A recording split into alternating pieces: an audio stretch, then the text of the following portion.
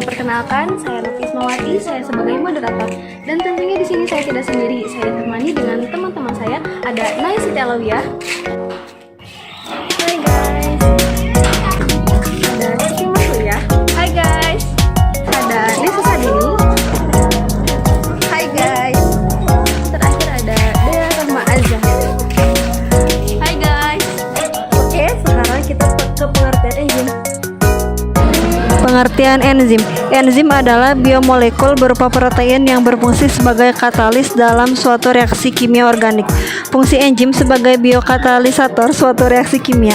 Energi yang diperlukan oleh enzim di dalam reaksi kimia sangat kecil, sehingga berfungsi menurunkan energi aktivasi.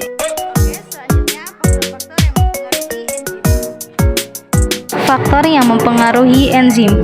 Ada beberapa faktor yang mempengaruhi aktivitas enzim, yaitu salah satunya ada suhu, derajat keasaman atau pH, konsentrasi enzim dan substrat, zat penggiat, serta zat penghambat. Oke, selanjutnya cara kerja enzim. 1. Teori gembok dan kunci atau lock and key teori. Teori gembok dan kunci pertama kali ditemukan oleh Emil Pritchard di tahun 1994. Di dalam teori penelitian ini, enzim akan berhubungan pada substrat dengan bentuk yang serupa atau spesifik pada sisi aktif enzim. Teori yang satu ini disebut dengan teori gembok dan kunci, di mana enzim digambarkan sebagai sebuah kunci yang bisa membuka sebuah substrat yang digambarkan sebagai gembok. Karena antara kunci dan gembok ini adalah sisi yang serupa, maka keduanya bisa terbuka dan tertutup. Namun, pada teori ini mempunyai sebuah kekurangan, yaitu tidak bisa menjelaskan tentang kestabilan pada enzim ketika mengalami pelalihan dengan titik rendah enzim. 2. Teori ketetapan indukasi. Sisi aktif enzim tersendiri bersifat fleksibel, sehingga bisa berubah bentuk menyesuaikan bentuk substrat. Sudah dijelaskan sebelumnya bahwa enzim merupakan sebuah protein katalis. Katalis adalah suatu agen kimia yang merubah kecepatan reaksi tanpa ikut berubah karena adanya reaksi tersebut. Enzim bisa melakukan hal itu berdasarkan pengaruhnya pada energi aktivasi yang diperlukan oleh setiap reaksi kimia. Energi aktivasi merupakan energi yang diperlukan untuk memecahkan molekul senyawa reaktan. Sementara peran enzim yaitu untuk menurunkan batasan energi aktivasi yang diperlukan untuk memulai reaksi. Turunnya batasan energi tersebut memungkinkan reaksi kimia ini menjadi pada temperatur yang lebih rendah. Hal tersebut menjadi penting karena mayoritas molekul yang berhubungan proses kehidupan sangat sensitif terhadap suhu yang tinggi. Sisi aktif dari enzim. Sisi aktif merupakan sebagian kecil molekul enzim yang berbentuk celah atau kantong di permukaan enzim. Sisi aktif terdiri dari sisi pengikatan, binding site, dan sisi katalik site. Kedua sisi aktif ini sangat berperan penting sehingga enzim bisa bereaksi.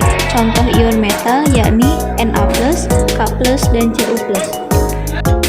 Nah, itulah materi mengenai enzim. Semoga teman-teman semua bisa memahami apa yang kami sampaikan.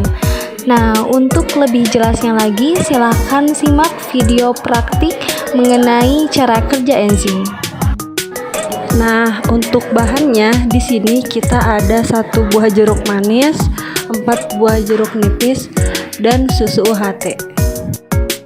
Oke, jadi langkah pertama yang akan kami lakukan adalah menuangkan susu UHT ke dalam gelas. Tuangkan pada 2 gelas yang berbeda dengan volume yang sama banyak. Nah, untuk selanjutnya, potong jeruk nipis menjadi 2 bagian dan juga dengan jeruk manis.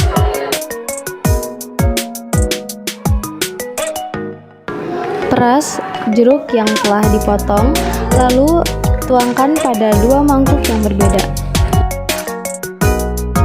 Kita amati terlebih dahulu susu yang belum diberi campuran jeruk. Terlihat masih putih dan rasanya masih hambar. Setelah itu, tuangkan jeruk nipis dan juga jeruk manis pada masing-masing gelas yang berisi susu dan aduk hingga rata. Dan kita amati kembali susu yang sudah dicampurkan dengan jeruk. Susu yang sudah dicampurkan dengan jeruk nipis warnanya terlihat agak kehijau-hijauan. dan rasanya asam. Begitupun dengan susu yang dicampur dengan jeruk manis. Terlihat keoren-orenan, rasanya pun terasa manis. Lalu diamkan beberapa menit. A few moments later. Nah, inilah hasilnya. Kita coba amati lagi. Dan ternyata gelas dengan jeruk manis masih tetap sama dan rasanya pun tetap manis. Sementara gelas dengan jeruk nipis terlihat menjadi kental dan sedikit menggumpal. Begitupun dengan rasanya asam dan agak kepahit-pahitan. Jadi kesimpulannya adalah air susu merupakan zat koloid dan air jeruk merupakan zat elektrolit. Air susu yang mengandung protein mengalami perubahan karena mendapat pengaruh dari asam air jeruk. Terjadi perubahan dari segi rasa di mana air susu yang semula memiliki rasa manis menjadi agak asam saat dicampurkan air jeruk. Susu yang ditambahkan jeruk nipis akan mengalami perubahan baik secara fisik maupun kimiawi. Perubahan yang terjadi di antaranya rasa asam yang dominan pada susu akibat penambahan jeruk yang memiliki pH yang rendah yang dapat menurunkan pH susu. Bau susu yang semula amis juga berubah menjadi dominan asam setelah ditambah jeruk. Selain itu, terbentuk gumpalan akibat protein kasein susu yang terhidrolisis dan terdenaturasi akibat pengaruh pH rendah dari jeruk. Susu juga memiliki rasa agak pahit.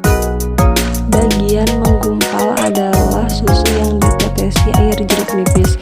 Alasannya susu yang ditambahkan jeruk nipis mengalami perubahan baik secara fisik maupun kimiawi. Rasa asam yang dominan pada susu akibat penambahan jeruk yang memiliki pH yang rendah yang dapat merusak protein susu. Terbentuk gumpalan susu akibat protein kasein susu yang terhidrolisis dan terdenaturasi. Sekian dari kelompok kami, mohon maaf jika masih banyak kesalahan.